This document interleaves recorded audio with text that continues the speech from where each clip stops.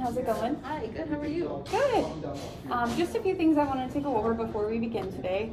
I really wanted to just talk about confidentiality. So everything that we talk about is private, just between you and me. And that's something that I really put a lot of value into. There are some exceptions to that confidentiality, however, and that's if there is any risk of harm to yourself, to someone else, or if there's risk of abuse or neglect going on. Those are all things that I would have to report. And also, as you know, I'm still learning, so my supervisor may watch the recording of this session as well. Okay. Did you have any questions? No, that sounds okay. Awesome. Okay, so we can get started. What's going on with you? So the other day I was driving. I have to commute all the time, and this is a big city, so I'm always driving, and I saw a car accident, and it was horrifying. It was really bad. Two cars just totally, I guess, didn't see each other, and they just collided. And a few years ago, I was in a car accident. It wasn't that bad, but it was pretty traumatic, regardless. And so after this car accident that I saw recently, it kind of brought back all those feelings, and I'm having a really hard time driving. I feel like I get panic attacks and like anxiety in the car. Okay, so you're feeling really anxious because you just saw a car accident, and that kind of reminded you of the car accident that you were in prior to seeing this accident. Yeah, exactly. It brought back like all the feelings that I had, because after my car accident, I was having a hard time getting back in the car and like trusting myself and trusting other people on the road. And I got over it. It's been a few years, but yeah, seeing this brought it all back. What was it like for you? I just kind of want to talk about more after your accident. What was the experience like trying to get back into driving? It was scary because I had totaled my car, so I couldn't drive my car anymore. And the job that I had at the time required me to drive the car at work. So it was horrifying. I got to work like the day after my accident, and I had to drive even though I didn't want to. And I remember like crying at work in the car. I had to force myself to get back in the car regardless of what I felt, but it was still really scary. And I went from being the person who was like driving in the fast lane with everyone to like the person on the far right going super slow. So it was really scary. It was really hard to get back to driving. It gave me a lot of anxiety. So you're very anxious to drive after your car accident, so much so that you were extra cautious on the road. Yeah, I would even go as far as like avoiding driving, like at any cost. Like I would get a friend to pick me up and take me to school, or like I would get an Uber for different reasons that I didn't really need to, or I would walk everywhere. I took a lot of like methods to just get around driving, and so I'm kind of worried now after seeing this car accident that those feelings are coming back, and now I'm in a different place in my life. I can't call a friend to drive me to school anymore, you know? So I'm just kind of concerned. So you're worried that all of those anxious feelings are going to come back, and you're going to get to this point where, again, you feel like you can't drive anywhere, or you don't want to drive anywhere, and you kind of avoid it at all costs. Yeah, exactly. That's my biggest concern. So I tried to like practice some like breathing methods when I got into my car, but I'm just really scared. I don't know. It was scary to see the accident, and now it's like scary to try to keep driving knowing that I could be in an accident.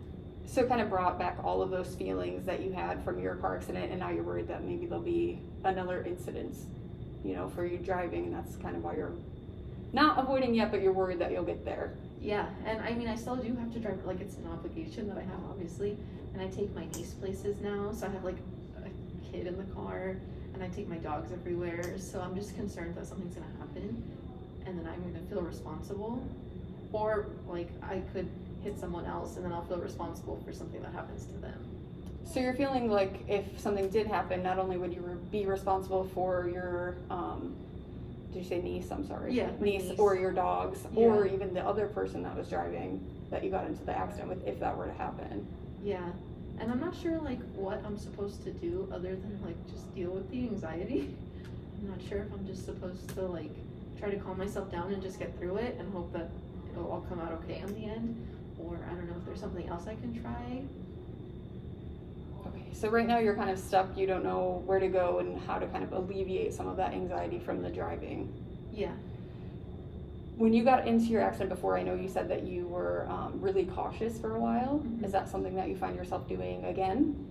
Yeah, so I had just kind of gotten back into the old swing of like how I was driving, and I was never driving reckless or anything, but I was just, more confident on the road. Mm-hmm. And yeah, lately, after I saw the car accident the other day, I've been trying to avoid certain areas, like certain high traffic areas at certain times, and I've been driving like on the right side of the road with all the slow people, going back into those like coping methods that I was using before to try to deal with the stress of being on the road.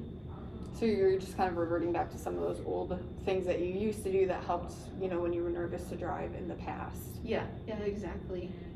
And I don't know if it's a good thing or not, because like I know it's fine to be safe on the road, Mm-hmm. but like my fiance was telling me that I needed to like get over it, and that really bothered me because he's never been in a car accident, so he doesn't understand like how scary it was. Mm-hmm.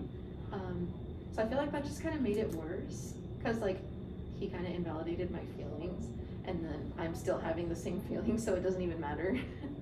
So now you're in a situation where you're anxious about driving, and then you tried to kind of express that to your fiance, and his response was just that you needed to get over it. Yeah, basically that like he wasn't gonna drive me anywhere, which is understandable, obviously, because he has to go to work too. But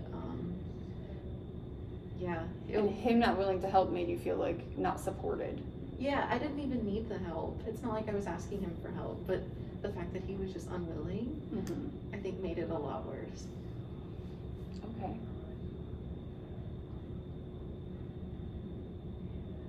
Like, I feel like if he would have just offered, like, been like, oh, it's okay, I'll drive you around if you need me to, I would have said no. Mm-hmm. But the fact that he didn't invalidated my feelings, and if anything, it made my anxiety a little bit worse. Because now I don't feel like I have like the support from him about the feelings that I'm having. So you were looking from your fiance more of like reassurance, instead of him telling you, to just get over it. You were wanting kind of support, and maybe even if he suggested driving you around, you still would have said like, no, I can do it, but then you would have felt more support from him. Yeah, exactly. I would have turned down the offer completely, but I just wanted the support there. So now I feel unsupported, and now I'm just kind of scared to drive. Do you feel like if you were more supported from him, you would have more confidence driving after witnessing that accident? I think so. I mean, I feel like he has confidence in me, which is why he was like, get over it, because I'm not a bad driver or anything. Mm-hmm. But I would have felt more supported and more confident in my own abilities if I would have known that I had a support system standing behind me, like as I work through these feelings. So instead of the response of just get over it, you were looking for more like consoling almost a little bit? Is that right? Yeah, exactly. So you were just kind of wanting some support, maybe something like you're a good driver, or, just because you saw this doesn't mean, Yeah. it's going to happen to you, something like that. Yeah, exactly. Because when I was in my car accident, it was something that was out of my control. Mm-hmm. It was like a chain accident of like 8 cars, and I was like the tail end of it. So like it was technically my fault because I rear-ended someone, but like everyone crashed into each other at the same time. So I don't feel like that was a bad reflection of like my abilities, but seeing the car accident made me realize that like it doesn't matter what my abilities are because anything could happen. Mm-hmm. And then I think another factor into my anxiety about driving is living in Michigan. It's always like snowing and raining and all this stuff. Like this morning it was super foggy driving to work, and everyone was driving super slow, and it just also fed into my anxiety. Even though everyone was trying to be safe, Mm-hmm. it was just still like very stressful before work. So not only are you having anxiety about seeing the accident, but also the added layer of the unpredictable weather that we have here in Michigan. Anything can kind of happen, and you have all these different conditions that you have to drive in. It's kind of adding to that. Yeah, exactly. It's just like all the different possibilities, which just feeds the anxiety because anything could happen at any time. Mm-hmm. But I feel like I shouldn't worry about it, but I am. So right now you are anxious, but you're feeling like maybe you shouldn't be anxious, even though it's something that is out of your control and it could happen kind of anytime. Yeah. Yeah, because it is out of my control, so maybe I shouldn't worry about it too much. Is there anything that you did in the, like, after your, or actually let's go back a little bit. Your accident, you said, was kind of like a big 8-car pileup. Yeah. And was this accident that you witnessed similar to that at all, or was just kind of like the same, like a little traumatic to have been in an accident and then see this accident? No, it wasn't similar at all. It was just 2 cars that like didn't, I mean, like they saw each other and they ended up crashing. And it really like wasn't that bad, but just seeing it was traumatizing, or not it just like brought back the feelings that I had before. So it wasn't exactly the same. Okay. But just the car accident in general. Like a few months ago, during winter, I was driving in snow and the car in front of me like spun out and like went onto the side of the road and was like facing the other direction. And I didn't even stop. I felt really bad. I felt like I should have stopped, but I didn't know how because there was snow everywhere. So that also kind of brought back the same feelings, but it wasn't as bad. So finally seeing an accident where somebody actually like got hurt, that was what brought back all the feelings. Okay. So you did see the spin out accident, and that brought maybe like a little bit of anxiety, but not to the extent that actually witnessing an accident where people got injured brought back like more feelings of anxiety for you driving. Yeah, exactly. It was like the 2 of them adding together. Now it's just like giving me like really bad feelings. Kind of like building on that anxiety, right? Like the spin out, you saw that, and then it made you a little anxious, and then after seeing the bigger accident, made you even more anxious and less confident driving. Yeah, exactly. Especially because it's not like anything that I can control. Well, maybe I can, but like I'm not sure how to control what other people do on the road. I can control how I react, of course, and what I do, and how I choose to react to other people, but I can't control if someone's not paying attention or if someone's texting or something like that. So you still feel like you're in control when you're driving, you're just worried about how the other people, like, you don't have control over them and you're not sure what they're gonna do or if they're paying attention like they should be. Yeah, exactly. I do feel in control, and I didn't realize that at the beginning of this session, but I do feel like I'm in control in the car. Mm-hmm. I don't have the same car that I had like years ago when I was in my car accident. I had like a little fast car, and now I have like an SUV. So if I was in a car accident, it wouldn't probably be as bad on my car or on me. And I do feel more in control in my car now. So thinking of the car that you had in the past versus the car now, if something were to happen, you feel more confident in the car, you know, being supportive of you that you have now versus when you were in the accident. Yeah, because the car I had before was like my college car, so it really wasn't very good. It was cheap, and it got totaled super easily. But yeah, my car now I feel like it's good quality. Okay.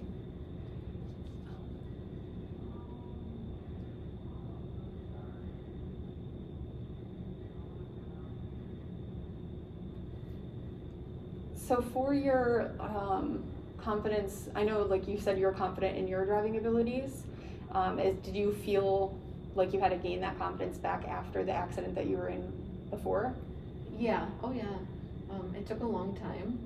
And like even now, when I'm even in the passenger seat and like we get a little too close to the car in front of us, I'll still like hold on, and it stresses out my fiance all the time because he's like, we're not gonna crash, but it's just those feelings. I did have to work on building up my confidence, and I would choose to drive like at the end of rush hour. Like if I had to go home at like 5 p.m., I would be like, I'm just gonna wait here, and I would literally wait somewhere for an hour or so to let the traffic die down Mm-hmm. before I drove. So it was like easing my way onto the road when it was like less people, and then slowly, like obviously I had to drive at peak times. So I don't really feel the need to do that now. Mm-hmm. I'm just trying to like make sure it doesn't get to that point where I have to like change my schedule so that I'm not driving at certain times because I'm scared, you know? So the kind of common theme is the control, right? So you said with your fiance, even sometimes when you're in the passenger seat, you feel like anxious, even though you know nothing's gonna happen, maybe because you don't have the control since you're not driving. Mm-hmm. And then again, you would kind of change your schedule so you wouldn't have to drive in rush hour just to have that added level of control while you were driving. Yeah, that's crazy that control is in all those situations. I didn't realize that at all. I can see that now, especially because like my concern isn't like what I do, it's what other people do. So it's like the lack of control that's really concerning to me. So that lack of control is kind of where that anxiety comes in, because you're not sure how other people are going to react when they're driving. Yeah, and I've noticed some crazy things driving on the highways here in Michigan. People, like, a lot of people are on their phones all the time, or driving like really fast and like swerving in and out of cars, and it's just like an accident waiting to happen all the time. So yeah, it's just that the fact that I can't control what other people do. The texting and driving, I would say, is probably a big, level of anxiety if you can look over and see someone next to you when you're already so, like, that you don't have control about what they do, and then you look over and see someone texting. Yeah. So a lot of people I've seen are just straight up not even looking at the road, just looking at their phone. And that gives me, and maybe they feel confident doing that. Like, obviously they shouldn't be, but like maybe they feel comfortable doing that, but it doesn't make me feel comfortable, because seeing so many people doing that makes me feel like the roads in general are unsafe, which makes me want to avoid the roads, and then that just causes the problem that I was having. So kind of when you see a distracted driver, you feel like there's even less control because for some reason they're not paying attention fully to the road. It's kind of like on something else. Yeah, I feel like they should be putting their attention on what they're doing, especially when there's probably other people like me on the road that feel anxious or feel kind of nervous about driving, because they don't realize what could happen, or maybe they do realize and they don't care. But so when you see someone, like you look over and you see someone that's distracted while they're driving, how does that make you feel? Angry. Angry because I think that's what caused the accident that I was in. I think someone was on their phone and wasn't paying attention, and they crashed into the person in front of them, which just caused a chain reaction. So yeah, it bothers me because they don't realize like what could happen. And then I feel like I'm getting the effects from it. Like I'm the one who has to deal with the feelings that come from it. So it kind of seems like you're feeling like it's almost an unfair situation because they're not paying attention, and their lack of attention to the road is what's causing you anxiety and could potentially cause an accident. Yeah, exactly.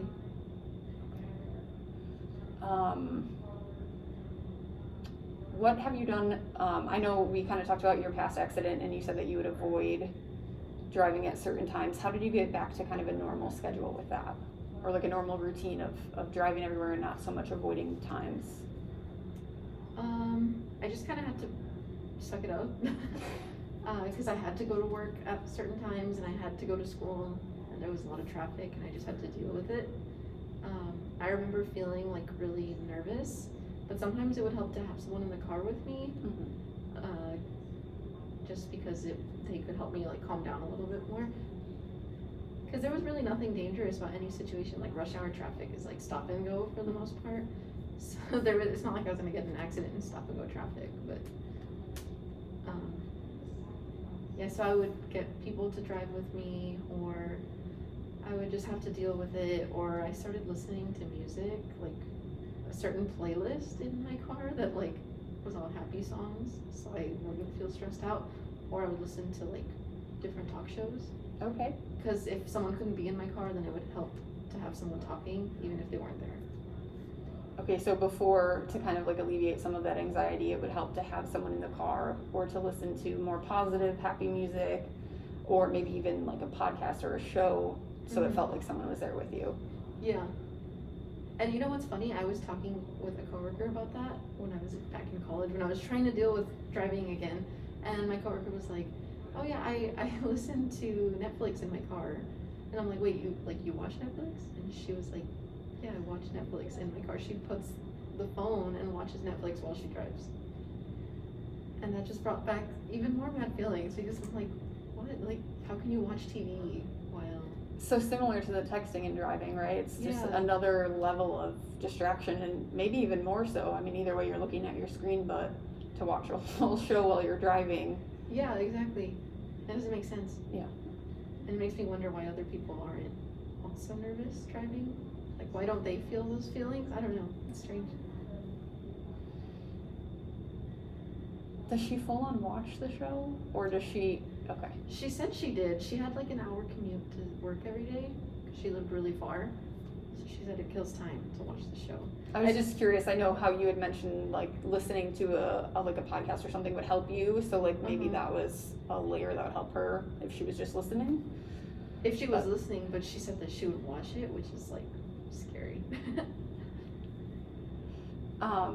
Okay, so is there any other, other than, you know, listening to shows or having someone in the car, because you're not always going to be able to have someone in the car, is there anything else that kind of helped with that anxiety, or did it just kind of gradually get better over time? It just got better over time, and it's been a few years now. I think I was like a sophomore in college when it happened, so it's been a while. Now that I realize it's been almost 4 years. So I think it'll just go away, those feelings, but I didn't want it to get as bad as before.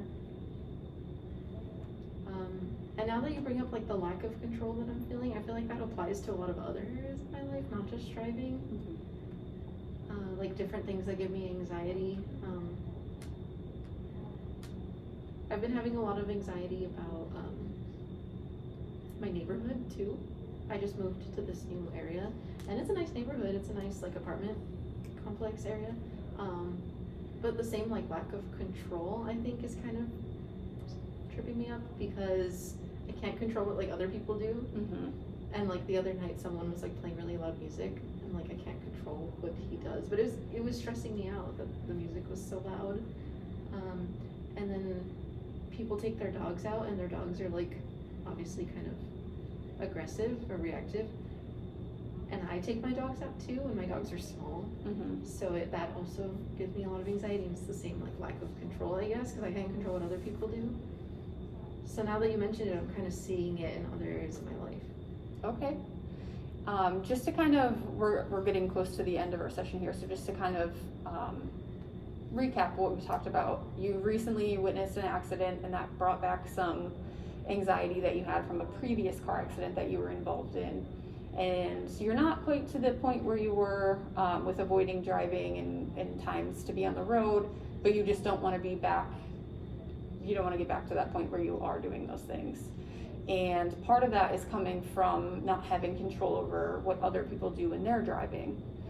And then we just realized that control kind of spills over into other parts of your life where, you know, like you said, you just moved into this new neighborhood and you don't have control of what your neighbors do.